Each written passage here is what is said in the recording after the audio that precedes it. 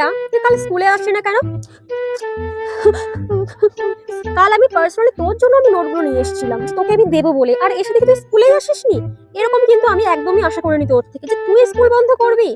আমি তোকে সবার থেকে আলাদা ভেবেছিলাম, অন্যরকম ভেবেছিলাম, কিন্তু আমি বুঝতে পারিনি তুই সবার মতনই। আজকে আমি সেই জন্য আনলাম না নোটগুলো। ম্যাম সরি ম্যাম, আর কোনোদিন এরকম হবে না। আমি আর কোনোদিন স্কুল বন্ধ করবো না ম্যাম। এবারের মতন প্লিজ সরি ম্যাম, এবারের মতন ক্ষমা করে দিন প্লিজ ম্যাম, সরি ম্যাম। ধুর ছাতার ক্লাস, ভালোই লাগছে না এই ক্লাসটা। এক কাজ করি, পুরো স্কুলটা একটা চক্কর মেরে নিই, কিন্তু কি করে আইডিয়া।